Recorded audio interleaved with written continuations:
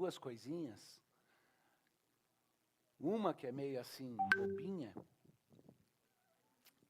que é o seguinte. Eu ontem à noite me pus a pensar, a fazer um exercício muito bobo. E eu não gosto quando eu perco meu tempo com exercício bobo. Mas eu gastei alguns minutos tentando achar um palavrão adequado, um xingo adequado, para usar numa situação. Porque era uma situação onde eu queria achar um xingo para eu xingar alguém que eu amo demais, que eu nunca desrespeitaria. Então tinha que ser um xingo super especial, que xingasse, mas que não ofendesse. E aí eu fiquei pensando uns vários minutos tentando achar, e finalmente eu acho que eu achei, mas eu vou ter que explicar por quê. É o meu querido presbítero Maurício. E para quem está curioso, o único xingo que eu achei é patife. Qualquer outro é inadequado. Seu patife passou o dia comigo e com o Daniel ontem e não falou que era seu aniversário. Mas aí eu parei para pensar, o patife sou eu que não lembrei que era o aniversário dele, passei o dia com ele, então desculpa. Mas já que eu estou em ritmo de confissão, deixa eu confessar uma outra coisa.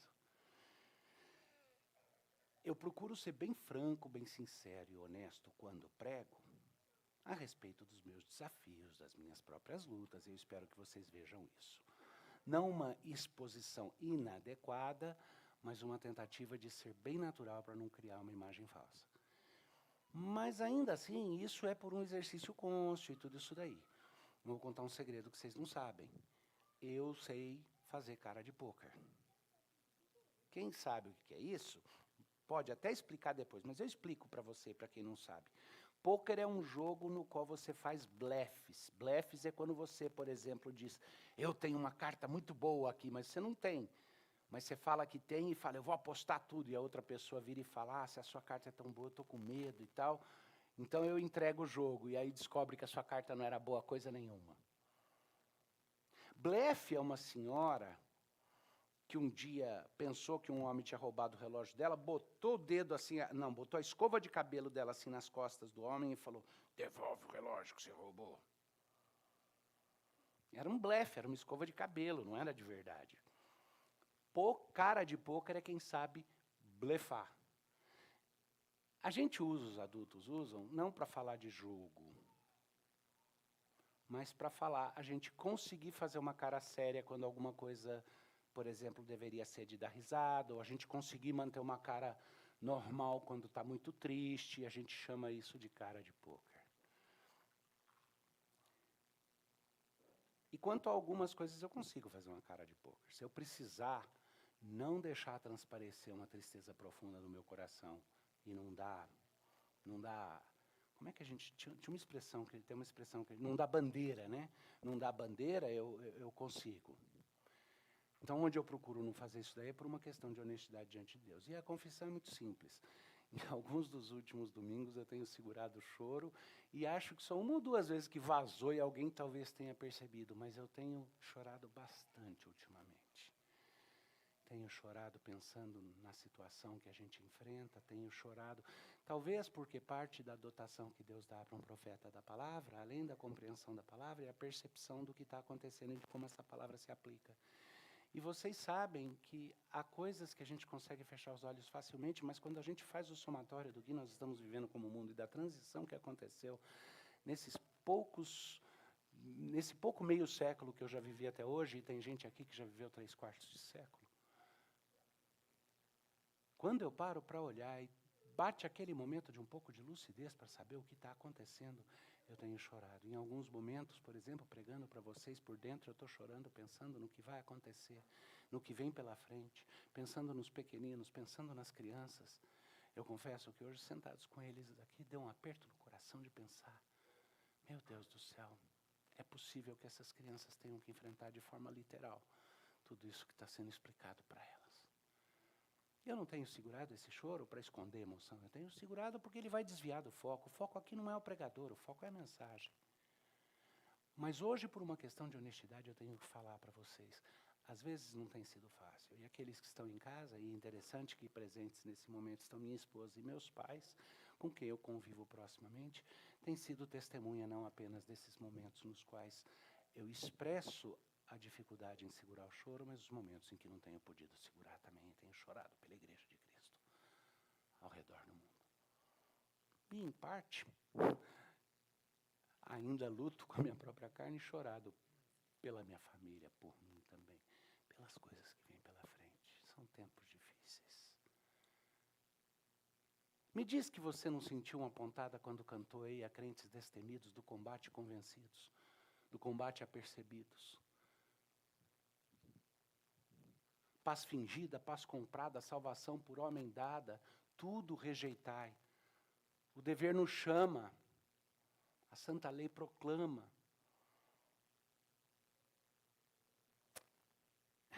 Uns 2, 3 dias atrás, Tassiana me mandou uma mensagem com um link. E eu comecei a ouvir aquilo, tem muita coisa interessante, mas a primeira partezinha ali mexeu comigo, de uma forma especial. Uma mensagem que alguém está falando sobre os tempos que estamos vivendo, chama o fim de um império. E, no começo, essa pessoa usou uma expressão que captou algo que tem sido minha motivação na pregação para vocês no livro do Apocalipse. Eu tenho insistido, ele está ali para nos dar esperança, ele está ali para nos dar alegria, não para quebrar a nossa cara. Mas eu confesso que, às vezes, o quebrar a cara, o quebrar as pernas, é difícil de evitar, mesmo quando o propósito e o intento é produzir em nós esperança e alegria. Mas nessa mensagem ele começava dizendo, acorda, parece que o fim está próximo, vamos chorar. Ué, o que é a melhor coisa? O que nós aguardamos sempre? O que a gente sempre diz, pelo menos alega, Maranata, vem Senhor Jesus. O que é que deveria ser nosso anseio mais profundo, nosso anelo mais profundo, não deveria ser pelo céu? Pela justiça de Cristo cobrindo toda a terra como as águas cobrem o mar? Esse não deveria ser o nosso anseio? Então tudo bem chorar um pouquinho pelos nossos amados e pelo que a gente sabe que está por vir pela frente. Mas a palavra toma conta de nos explicar que nisso não estaremos sozinhos, que até esses momentos são gloriosos. Aperta o coração, olhar essa criançada aqui e pensar, meu Deus, o que eles podem vir a ter que enfrentar de luta. Vocês pais já estão enfrentando algumas com relação à escola, né? Não aperta o coração pensar isso? Mas espera aí, vamos inverter isso e vamos entender que à luz do que a palavra de Deus diz, à luz daquilo que nós temos estudado no livro do Apocalipse, o nosso sentimento deveria ser o oposto. Que maravilha que Deus considerou esses pequeninos, meninos e meninas, dignos de serem filhos do pacto em tempos como esse. Que Ele nos considerou dignos de vivermos em tempos como esse. Que Deus, de alguma forma, achou que você, Pedro, tem costas grandes o suficiente para ficar firme na fé e ser um herói nesses tempos. Ele podia ter te feito nascer naqueles tempos no qual tudo era fácil. Vamos abrir o Apocalipse no capítulo 13. E eu vou continuar pregando, vou falar sobre a outra besta.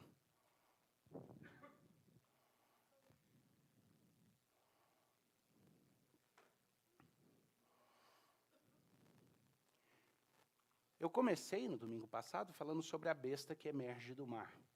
E eu disse que essa é uma besta que toda a descrição leva a pensar numa pessoa política, numa organização política que acaba sendo pessoalizada. Tá? Algum tipo de órgão de organização política que ajunta todo mundo e, eventualmente, uma das autoridades sobre isso, um dos chifres, um dos poderes, marcado por uma coroa específica, assume poder sobre todos os outros. Essa é a primeira besta, o líder político. Eu parei na metade do capítulo, quando começa a falar sobre a besta que emerge da terra. Mas o que eu vou fazer é propor que, em primeiro lugar, considere que eu começo hoje a exposição aqui do texto no finalzinho do versículo 9, e não no versículo 10, no versículo 11, como normalmente seria feito. O versículo 9 diz, se alguém tem ouvidos, ouça, se alguém leva para o cativeiro, vai. Se alguém matar a espada, necessário é que seja morto a espada. E aí vem aquela frase definitiva que muda tudo. Aqui está a perseverança e a fidelidade dos santos. Aqui está a perseverança e a fidelidade dos santos. Versículo 11. Vi ainda outra besta emergir da terra, possuía 2 chifres, parecendo cordeiro, mas falava como dragão. Vi ainda outra besta emergir da terra, possuía 2 chifres, parecendo cordeiro, mas falava como dragão. Exerce toda a autoridade da primeira besta na sua presença. Faz com que a terra e seus habitantes adorem a primeira besta, cuja ferida mortal foi curada. O que é que nós estamos lendo até aqui? Você tem lá a besta política, que exerce domínio sobre toda a terra e procura fazer valer a sua autoridade sobre todos, subjuga o mundo. Essa besta é ferida na cabeça e miraculosamente curada. A seguir surge, então, uma nova besta, essa chamada de besta da terra, que é um preposto, e a gente geralmente considera que seria a besta religiosa, um preposto religioso que inicia um culto à primeira besta. É fácil imaginar o cenário. Inicialmente é só político. Eu sou uma pessoa religiosa, todas as religiões para mim são válidas. Eu estou disposto a cultuar com todos, porque o que importa é o espírito da religiosidade, essa é uma coisa bonita. Me dá o seu poder e eu ajudo a organizar a terra. Nós vamos resolver o problema de mudança climática, nós vamos achar uma fonte inesgotável de energia, vamos fazer isso, fazer aquilo. Mas é tudo político, não se preocupe, cada um vai continuar crendo no que crê, você tem liberdade, não sei o que e tal.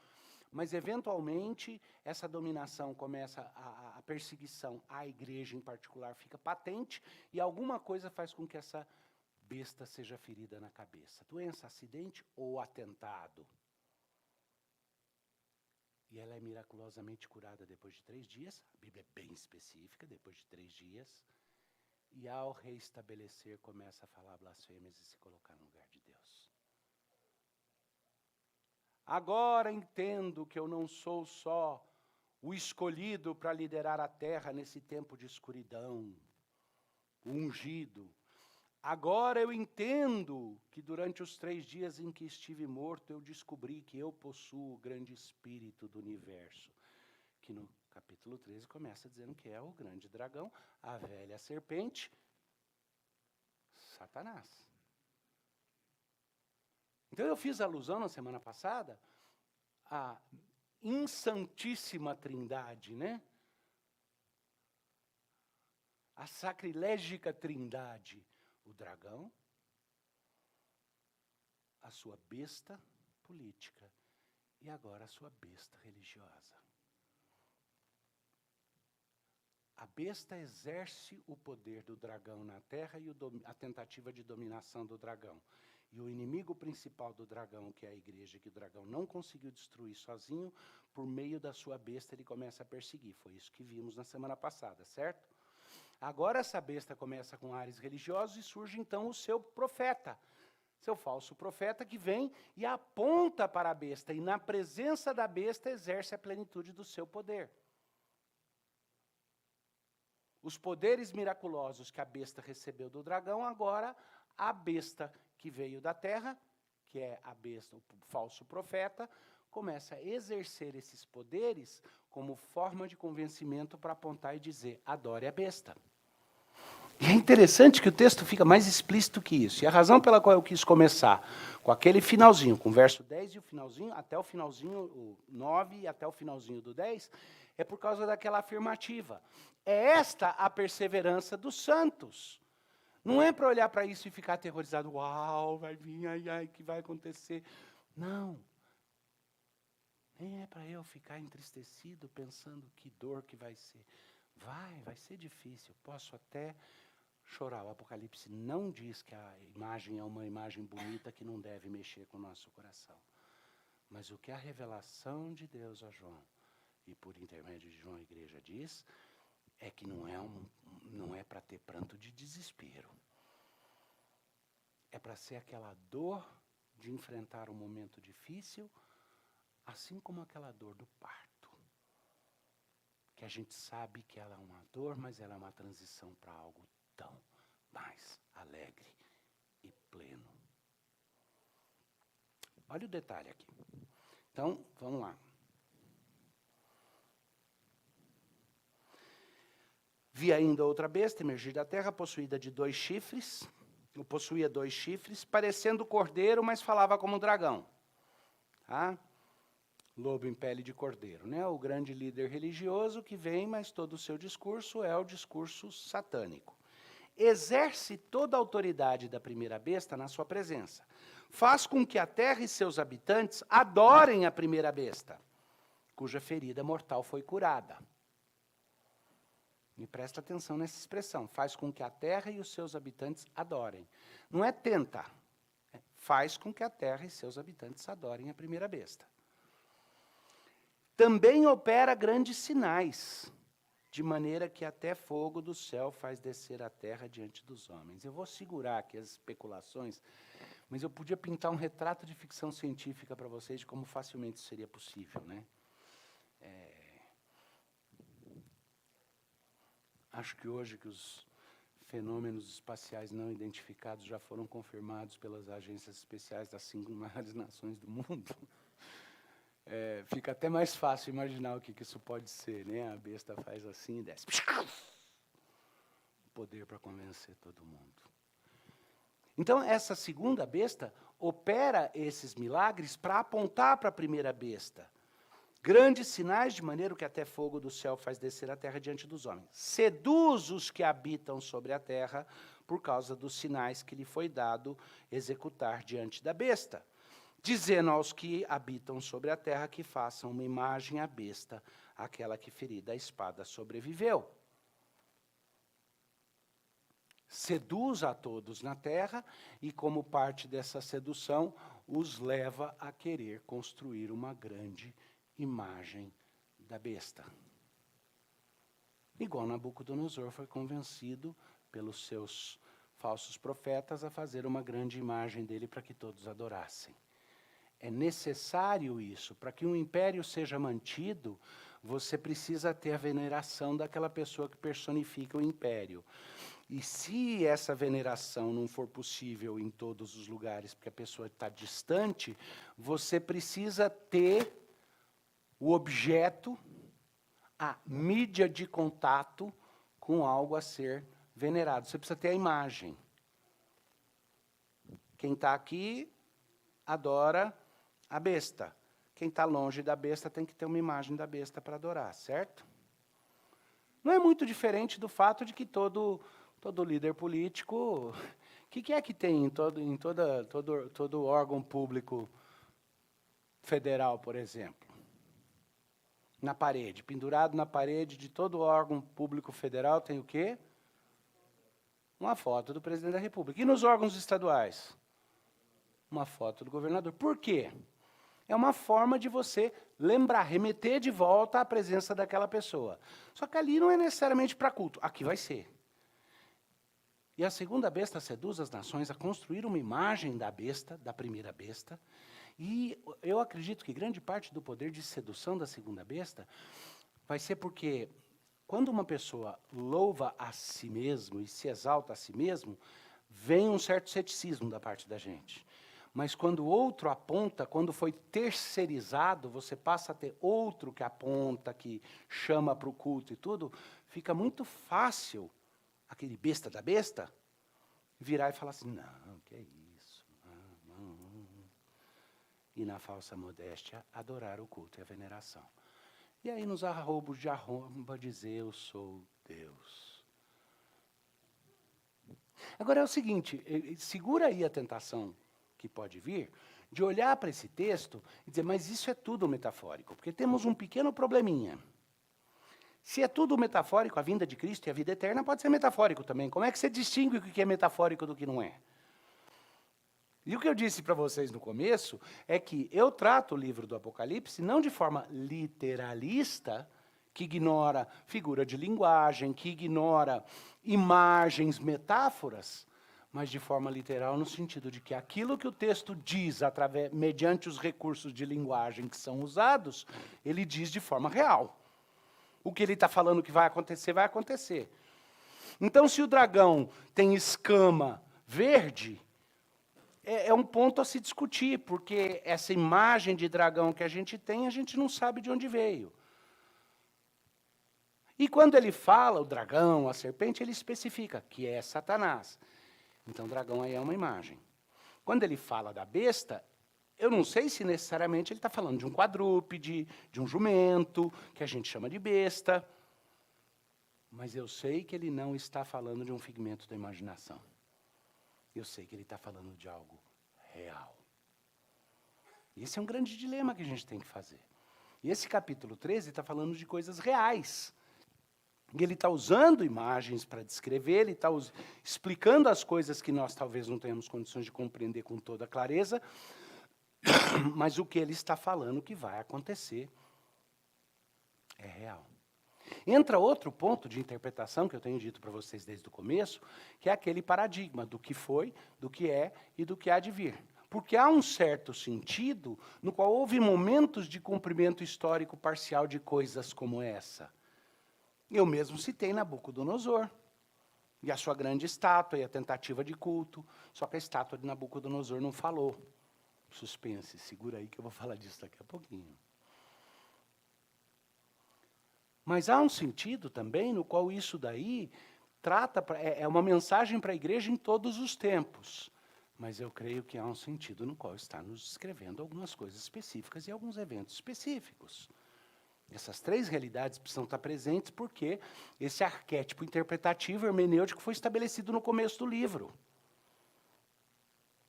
Aqui, escreve aquelas coisas que foram, que são e que hão de vir. Escreve. A besta seduz os homens que habitam sobre a terra por causa dos sinais que lhe foi dado executar diante da besta, dizendo aos que habitam sobre a terra que façam uma imagem à besta, aquela que ferida a espada sobreviveu. E foi-lhe dado comunicar, então vocês estão vendo, 2 vezes enfatizou essa questão da ferida curada da besta, cuja ferida foi curada, aquela que foi ferida a espada e sobreviveu. Tá? Então, no versículo 15, lhe foi dado comunicar fôlego à imagem da besta, para que não só a imagem falasse, como ainda fizesse morrer quantos não adorassem a imagem da besta. Talvez haja entre vocês alguns cuja natureza seja mais cética, como a minha tende a ser, e, ao mesmo tempo, nesse ceticismo, a gente fica pensando, como que isso seria possível, né? Fácil, eu vou dar uma sugestão. Não estou dizendo que é, mas vou mostrar para vocês a viabilidade disso. AI, inteligência artificial. É quase que consenso. Dependendo de como você define inteligência artificial, mais específico, inteligência artificial, a gente já convive com ela, o que é chamado disso.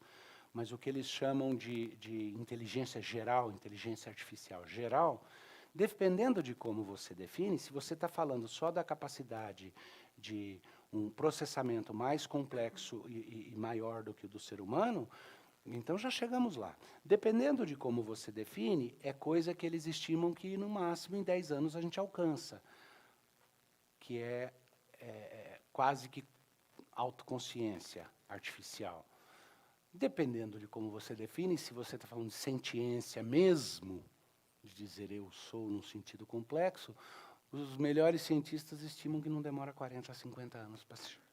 Que não demora, que vai ser menos que isso. De qualquer jeito, a gente está vendo o surgimento o quê?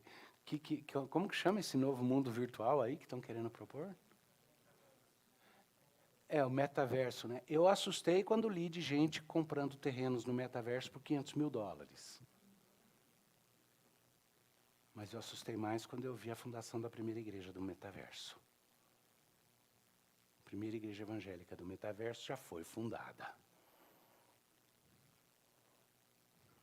E tem culto, assim, todos vocês aqui. Na verdade, vocês estão sentados em casa, usando lá um óculos de realidade virtual, e estamos todos aqui, vocês estão vendo, eu estou vendo, está todo mundo participando. Com a vantagem de que quando eu vou pregando meu sermão, eu faço assim, e no ar aparecem as coisas. Quando eu estou falando do sermão das crianças, eu faço assim, aparece o dragão, para cima deles. Porque é o metaverso. No metaverso eu crio o que eu quiser. Mas todo esse processo depende, de certa forma, de uma série de recursos. Esses mesmos recursos facilmente ocorrem.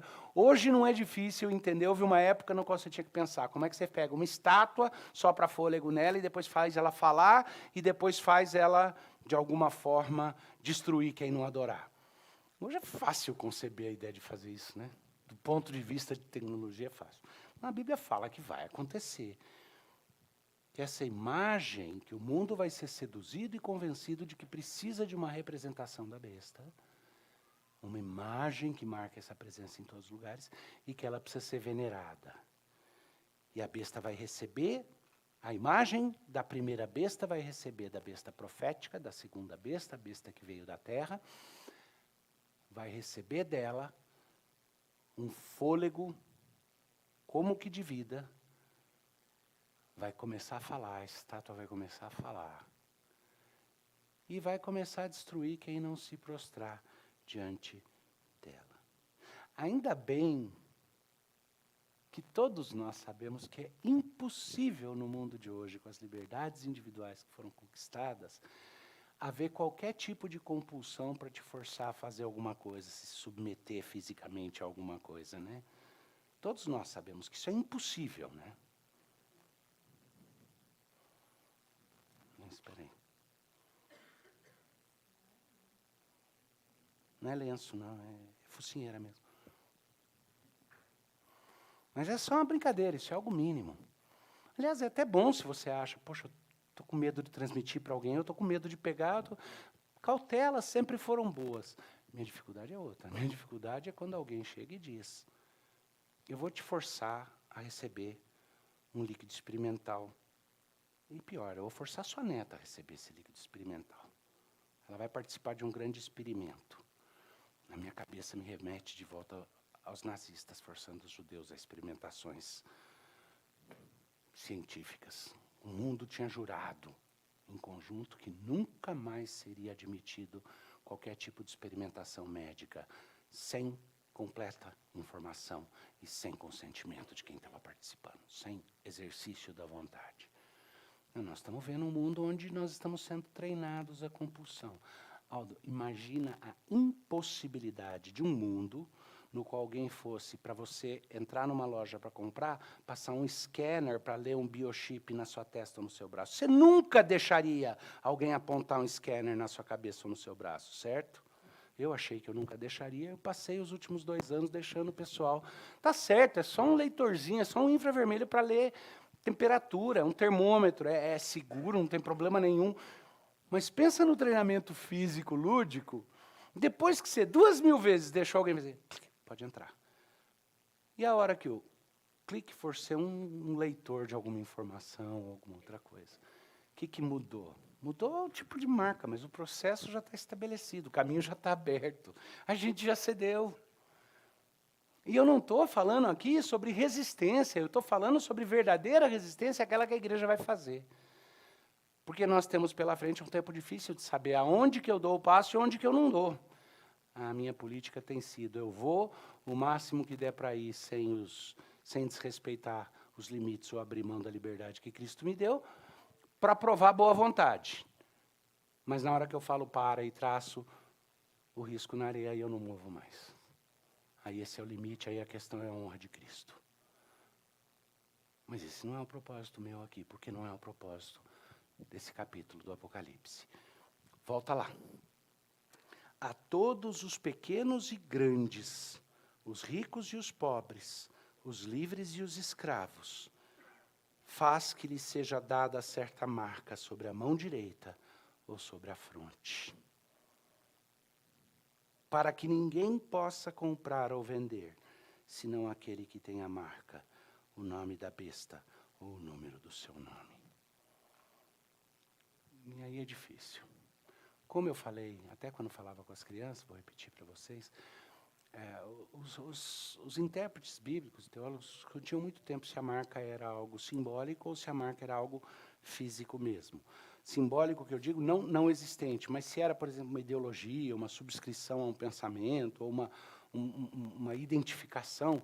Por exemplo, para você ter privilégios na China, você precisa ter sua carteirinha de membro do partido. Se era alguma coisa desse tipo, ou se era alguma coisa mais... Mas está parecendo cada vez mais que é físico mesmo. Esse mundo nosso está ficando muito físico. As coisas, a dominação, o pessoal não está mais satisfeito em te forçar a tirar o chapéu para um ídolo da coletividade. Agora é ajoelha, agora recebe uma picada, agora tá ficando muito físico. E nesse contexto, me parece difícil não ser algo bem literal. Mas independente se é algo tangível e físico ou algo simbólico, o que não resta dúvida e o que você não tem liberdade é de ignorar o fato de que a Bíblia diz que nesse momento o falso profeta da besta, a besta é preposto de Satanás e o falso profeta é preposto da besta. Deus é completamente transcendente e imanente. E Jesus Cristo é o elo de ligação entre o transcendente e o imanente. O Espírito Santo de Deus habita na própria igreja. Está lá, tem um aspecto bonito de imanência nisso. O Pai é totalmente transcendente e o Filho é relacional. Essa tríade infernal possui a besta como aquele que gostaria de estar no lugar do Pai. O dragão como aquele que gostaria de estar no lugar do Pai. A primeira besta como aquele que diz, eu sou o preposto do Pai, a imagem do pai do inferno, Lúcifer. E a besta profética diz, eu sou aquele que vem e te liga religiosamente com ele, eu sou aquele que direciona, que aponta. E uma marca é dada, e olha o detalhe, quando João recebe na profecia dele uma referência, eu disse para você que quando ele faz as referências, 144 mil, eu creio que ele está falando de 12 vezes 12, ele está falando da plenitude, não é uma questão específica de números aí, mas é uma questão de plenitude. Quando ele fala dessa marca que a besta vai querer dar, ele não joga números, ele não fala milhões, ou ele é mais específico que isso. Ele diz assim, a todos os pequenos e os grandes. A crueldade do meu coração dá vontade de tentar fazer você chorar um pouco agora. Mas não é para isso, não. Seus pequeninos que estavam aqui na frente, entende por que meu coração se aperta? Vai chegar uma hora que vão querer botar a marca neles. E se isso já estiver se aproximando, eu já disse para vocês, e eu prego a respeito disso em qualquer momento da história é justo que a igreja pregue, porque a iminência desse fim é justificável biblicamente. Mas isso não quer dizer que vai ser agora, que eu tenho certeza que vai ser agora. Mas que a Bíblia fala de aprender a ler os tempos, fala. Ela fala assim, você olha para cima, você sabe se vai chover ou não, ou se o verão vai ser quente ou frio, você tem um senso. E a gente está vendo um mundo pelo menos mais pronto do que teve em qualquer outro momento para esse tipo de coisa. Isso mesmo numa visão histórica cuidadosa. E aí o aperto no coração é pensar, quiçá, se não esses pequeninos, pelo menos os filhos deles ou os netos deles, é bem possível que enfrentem esse dilema. Parte de mim gostaria de não estar vivo para ver. Mas parte de mim não pode deixar de dizer, Maranata, ora vem, Senhor Jesus. Se for para ser, que seja agora. Me considera digno de viver nos últimos tempos. Não vou achar ruim, nem vou me entregar à tristeza. Porque os últimos tempos são gloriosos. Porque é as vésperas da coisa mais bonita que já aconteceu em todo o cosmos. Aliás, vamos seguir um pouquinho mais aqui. A todos os pequenos e os grandes, os ricos e os pobres, os livres e os escravos, faz com que lhes seja dada certa marca sobre a mão direita ou sobre a fronte, para que ninguém possa comprar ou vender senão aquele que tem a marca, o nome da besta ou o número do seu nome. Então vamos lá, de repente algumas pessoas aqui, eu vou ajudar vocês aí a fazer arquitetura, eu quero que vocês me coloquem como sócio, tá? Tem aí alguns empresários da igreja que herdaram uma fortuna muito grande e eles resolveram que eles vão criar, a gente vai criar um mega fundo para a gente entrar no mercado com esse mega fundo de investimento e a gente vai negociar e tal, e isso vai nos permitir criar uma certa independência. Vai ser um fundo que favorece empresas cristãs, que favorece empresas de valores. Vai ser uma tentativa nossa de criar uma presença no mercado e um fundo bem assim, bem financiado. Dá para fazer, é concebível, não é? Mas eu quero que ele tenha a independência para ser consistente com seus próprios valores. Senhores empresários aqui da igreja, é possível ainda isso hoje? Sabe por que não? Porque se a gente não tiver lá o selinho do ESG, nosso investimento não vai a lugar nenhum. Porque sem o selinho do ESG, o banco não vai dar dinheiro para a gente, né? Então a gente vai depender do que tiver literalmente. Aliás, o banco não vai nem querer segurar o que tem para a gente e ajudar a criar carteira. O que é selinho? É um selinho internacional que foi criado agora, que considera como é que essa firma age em termos de responsabilidade ecológica, social e de gestão. E no ecológico e social ali, parece até bonitinho, né? É responsável com o meio ambiente ou não é? E no social, é justo ou não é? Mas não é isso. Quando você vai ler quais são os parâmetros pelos quais as empresas são avaliadas, significa, se você não for uma empresa comprometida com uma ideia progressivista, coletivista e internacionalista de economia, se você não estiver alinhado com um reset global, se você não estiver alinhado com uma certa agenda, você recebe uma nota ruim nesse selinho. Vamos lá, tem economistas aqui, tem especialistas, um deles eu estou procurando, cadê o Lucas?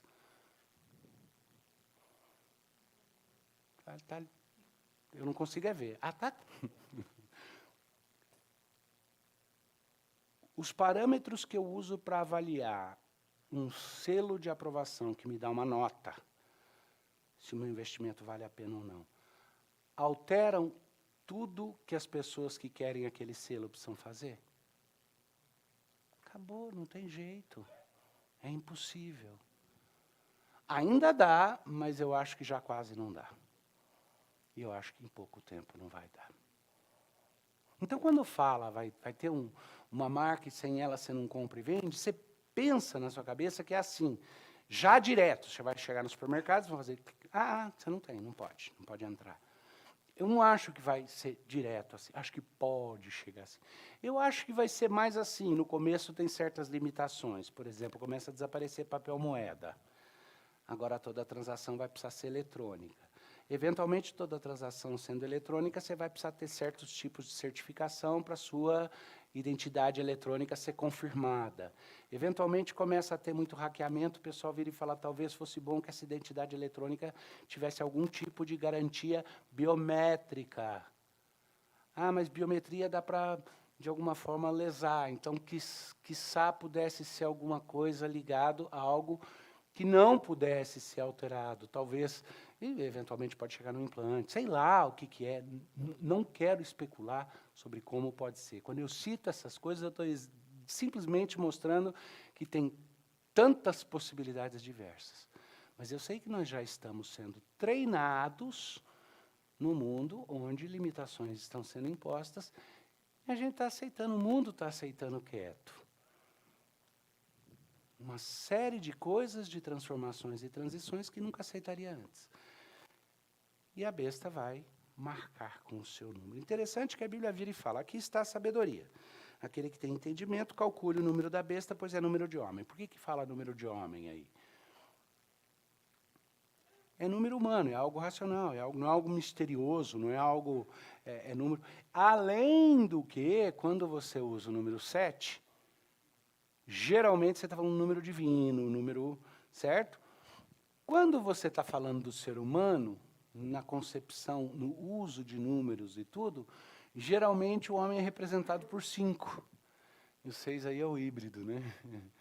É número de homem porque não é o 7, mas também não é o 5. Tem algo aí acontecendo. Mas o interessante é esse pequeno comentário antes de explicitar. Quando falou da serpente, fala da serpente, o velho dragão, uma linguagem meio críptica, depois vira e fala que é Satanás. Agora vira do número e fala, aqui está a sabedoria. Quem for sábio, entenda, compreenda.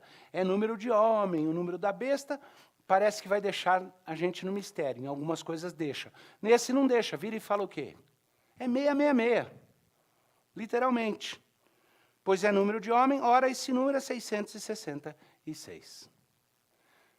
Agora, o que quer dizer? Quer dizer 666 tatuado? Quer dizer... Não sei. O texto não está tentando me dizer como que essa marca vai ser feita, não está tentando me dizer... Só que ela tem alguma coisa a ver com esse número aí específico, ou esse número tem uma representação, um simbolismo relacionado a essa marca.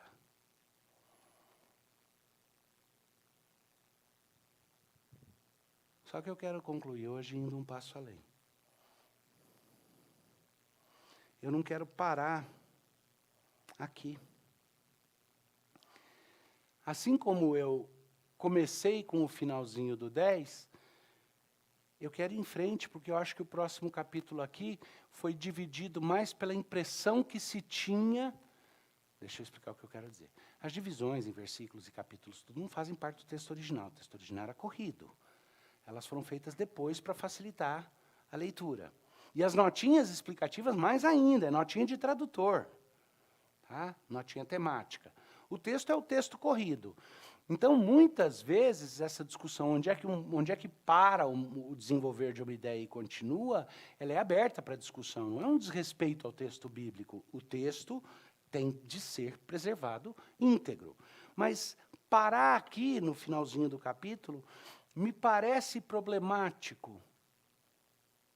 No mínimo, porque vai fazer eu ficar chorando, e se você estiver ouvindo a palavra de Deus, vai ficar chorando nos cantos escondidos também. Eu não quero isso. Quero alegria para mim e para vocês. Alegria de viver nos tempos em que Deus me chamou para viver, e não ansiedade ou temor. Então, deixa eu ler um pouquinho mais. Então, versículo 18, aqui está a sabedoria.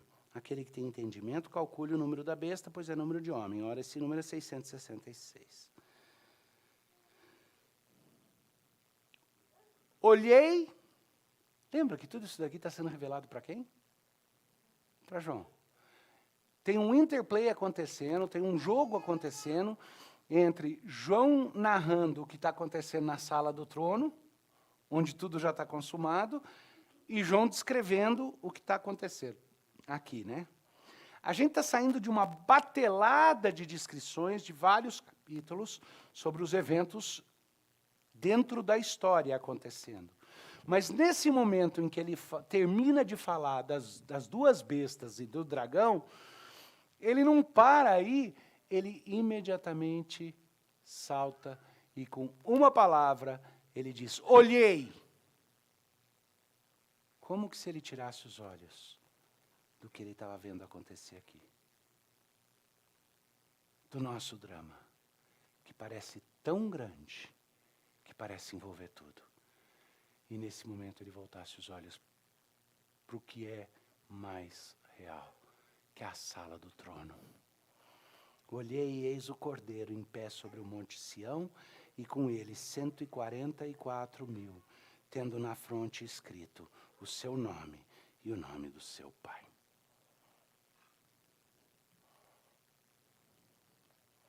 A besta pode tentar ser besta o quanto quiser, pode querer marcar quem quiser. Mas no mesmo fôlego, João diz, eu olhei e eu vi a multidão daqueles que possuem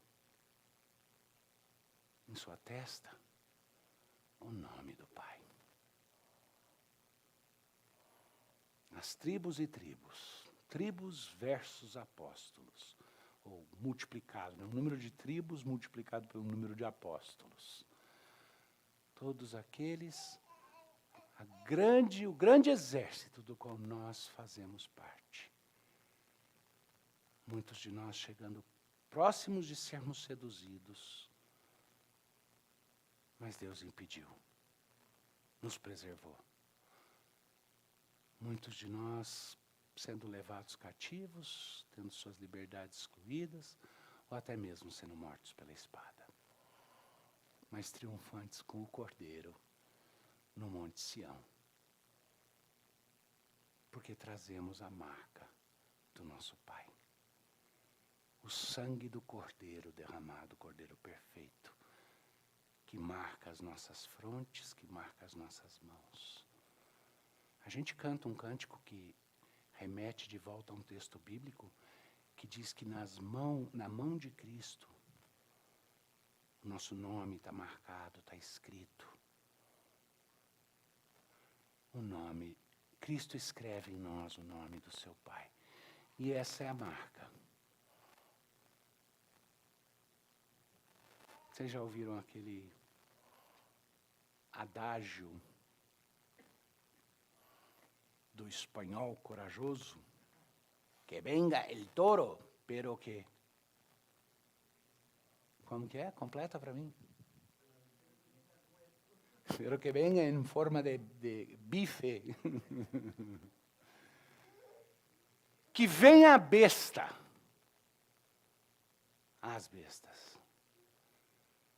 Mas que nós nos lembremos que estamos marcados com o nome do nosso Pai, com o sangue do nosso Cordeiro, protegidos e blindados, sem nada a perder, porque qualquer perda para nós é lucro. E se esses são os tempos finais, vamos aproveitar ao máximo na fidelidade, vamos aproveitar ao máximo na alegria. Vamos deixar de lado tudo aquilo que nos inibe, aquela sensação de eu vou ser cuidadoso com a minha fé, porque eu vou ter que estar por aqui com esse povo por muito tempo. Acabou a pretensão, acabou o momento de ficar escondendo o jogo. Destrava e abraça com toda a paixão. Breve os reinos desse mundo seguirão a sua lei. Os sinais da sua vinda mais se mostram cada vez. Vencendo vem Jesus. Vamos orar. Encoraja-nos e fortalece a nossa fé, Pai. Nós te pedimos como igreja, por Cristo Jesus. Amém.